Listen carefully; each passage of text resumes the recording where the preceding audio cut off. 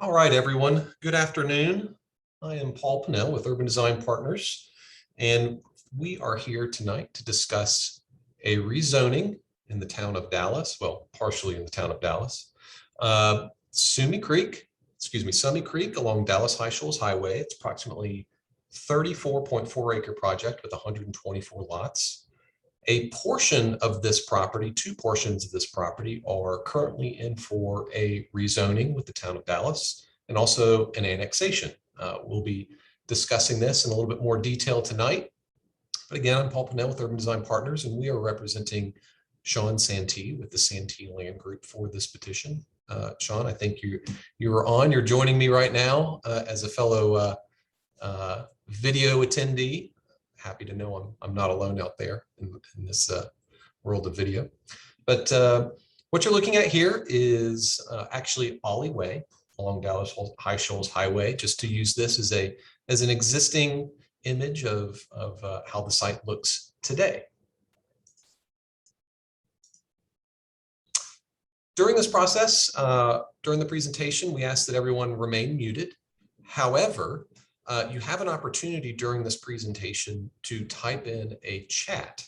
So your screen interface probably looks something similar to this when we are on the home page. There is a chat button at the bottom of your page. You can click on that. It will open up a chat window to the right of your screen. And if you have a question, feel free to type it in there.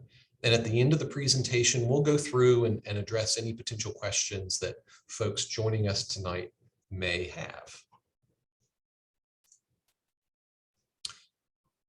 So just to get everyone oriented, the site outlined in red here directly adjacent Dallas High Shoals Highway. It's approximately 34.4 acres. It includes 4 total parcels. A large majority of this project is by right. It's currently zoned R5, located in the town of Dallas. 3 parcels are not. Those are outlined in blue. Those today are currently zoned R1, and they are not in the town of Dallas. So we are currently requesting an annexation for these 2 land areas to be brought into the town of Dallas, as well as a rezoning to R5 CD. So the difference between R5 and R5 CD, we'll get into those details in just a moment, but in a nutshell, R5 CD means a conditional zoning. So there is an associated site plan with this rezoning, and also development conditions that apply as well that we will follow if we're so lucky as to have the Board of Aldermen approve this rezoning. Provide some context for rezoning districts that are directly adjacent to us. We've got some R10, some R1. Those are residential zoning districts. R10 is a town of Dallas zoning district. As I had mentioned before, a large majority of the site is zoned R5 today. So that is a by right portion. We'll be proceeding with a by right project here, but we will share some of those plans tonight as to satisfy the public information process for development of this project. And then we've got the 2 existing R1 parcels here that we are requesting the R5 CD rezoning district. Many items go into these types of entitlement processes. Many different design considerations go into them as well. Existing site conditions could be topo. For example, here we've got some roads on site that we may be abandoning, and then also an existing water tower that some of you may realize is there is just a point of reference. Code of ordinances for the town of Dallas, Gaston County ordinances that we have to follow, community input, which we're gathering here tonight, land use, residential densities. This particular one being a single family detached neighborhood is a really low density, but those types of residential densities go into these processes as well to kind of understand what land areas can support. The zoning district, there are special design guidelines within particular zoning districts, as opposed to like an R10 or an R5. Environmental features on site, we're directly adjacent a creek. We've got some jurisdictional water considerations that we need to be mindful of on site when we do the site layout and design. The petitioner's development program. They have criteria that we need to follow to ensure a successful development project for them. We take, of course, all of that into account. Vehicular traffic patterns, traffic calming, we are taking those into account as well. We'll be sharing some details regarding the traffic study that's been conducted for this particular project. We'll get into those details here in just a little bit. And also providing amenity areas, green space, and maintaining natural areas on site as well. So you may be asking why the R5 CD conditional rezoning versus what potentially could have been an R5 conventional rezoning. Well, the Board of Aldermen have made it known that they are concerned specifically about the side yards associated with the R5 zoning district. So with all rezoning districts, you have yards and design guidelines for laying out building envelopes on site. You'll have a setback, which is a dimension of how far a home needs to be set back from a right-of-way. A side yard, how far a home can be from its side property line, and a rear yard, how far can a home be from its rear yard. So in the R5 district, there is a 6-foot side yard. The Board of Aldermen would like for us to incorporate an 8-foot side yard into these two particular areas that are being rezoned. So these particular rezonings are incorporating this additional side yard area within this district. Now, it's probably worth noting that a corner lot condition here is essentially falling in line with the typical R5, conventional R5 district dimension, in being that the aldermen are concerned about the proximity of two homes being next to each other. A side yard corner lot condition is basically the side yard plus 10 feet. So in this particular case, because these homes would not be directly adjacent to another house, we're asking for that 16-foot side yard to be maintained from a typical R5 zoning district condition versus an 18-foot, which would be an 8-foot plus 10. So we're asking for the 16. So really, that's the major difference here that we're asking for within this conditional district, is to have this 8-foot side yard versus the 6-foot side yard. So this is a rendering of the current site plan, including the proposed public roads on site. We have 2 access connections here, A and B, off of Dallas High Shoals Highway. 4 public roads. Each one of those public roads would be fronting these single-family homes, which are being proposed on site. Again, 124 homes on site within. My mouse is going a little crazy these days. Everyone, sorry. 124 homes and 34 acres, which brings the site to a dwelling units per acre density of approximately 3.6 homes per acre. In the grand scheme of things, this is a really low density, but just wanted to bring that up. You'll notice that Public Road 1 extends through the long axis of the site and stubs to the back of the property. We will get into a little bit more detail here on that as to why that is occurring here in just a few minutes. But as you can see, we have some proposed stormwater management facilities on site, 3 of them. Basically, those would also capture stormwater runoff prior to getting into jurisdictional streams that are adjacent to the site. They would capture stormwater and hold it, allow any sort of impurities to settle out, and then that stormwater would slowly make its way off site over a period of a few days. But what you see here in yellow are the proposed building envelopes for each one of these areas. Again, the rezoning areas that we're looking at here are up along proposed road 1. So this would be in for rezoning and annexation. And then also this portion of property here to the south of proposed road 3.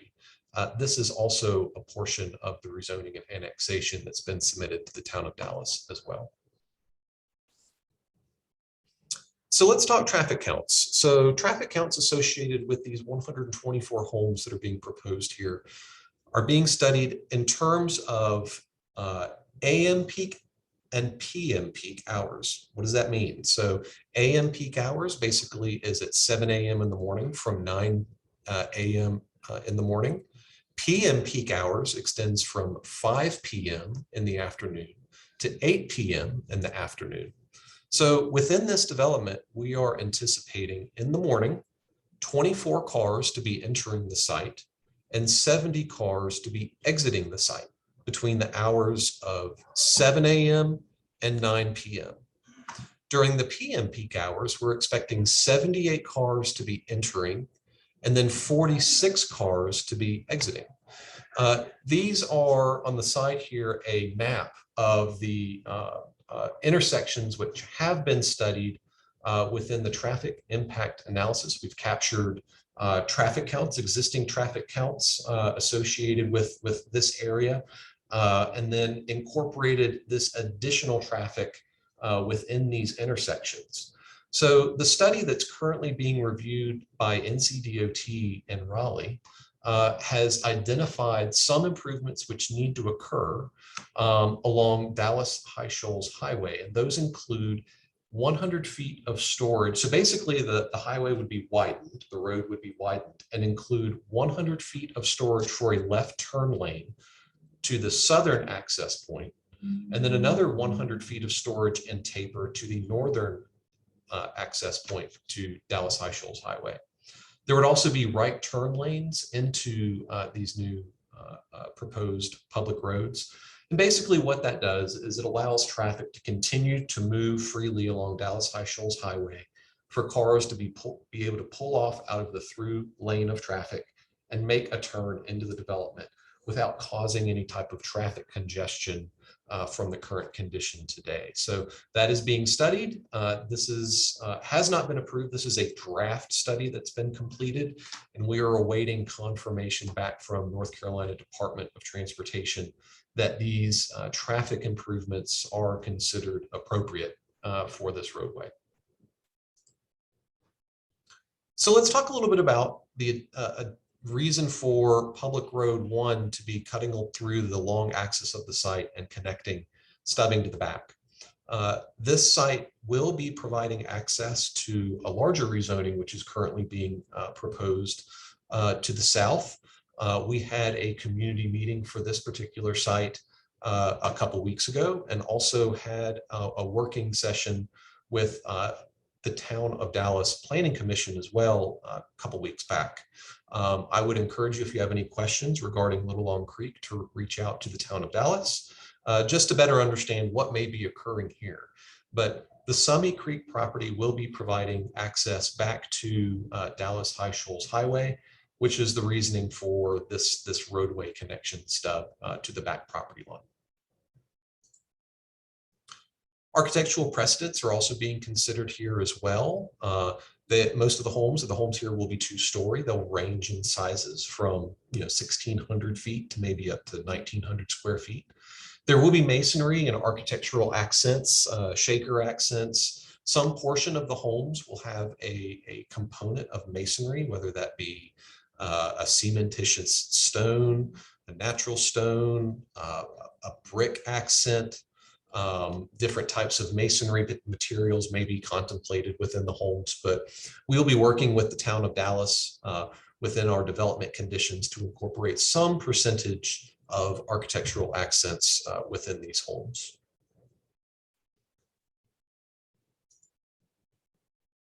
So zoning and annexation timeline as we see it moving forward today, our community meeting, October 31st.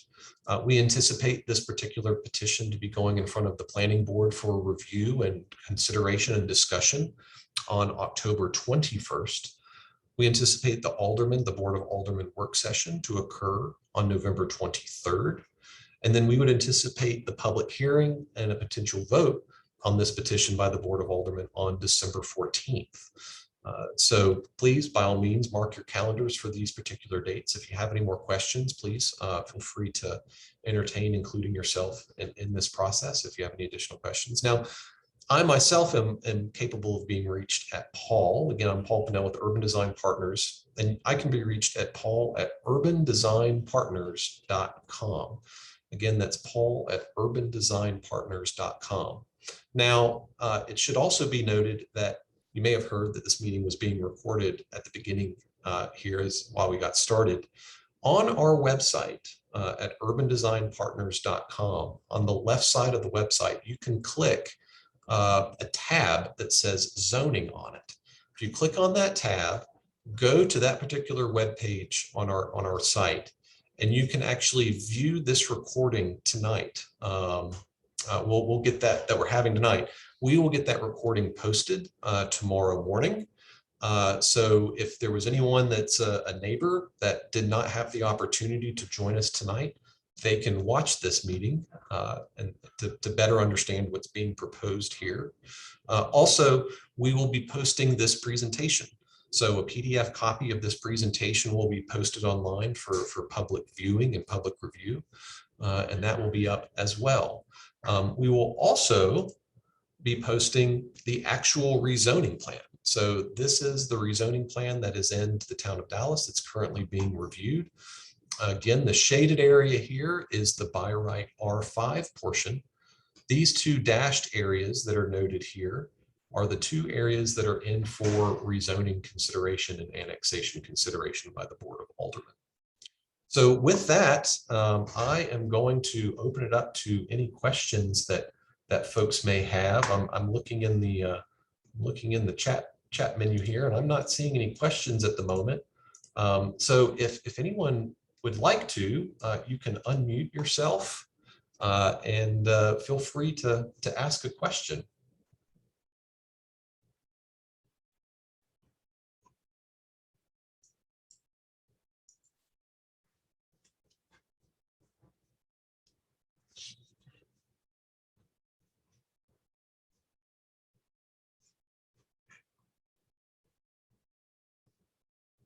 All right.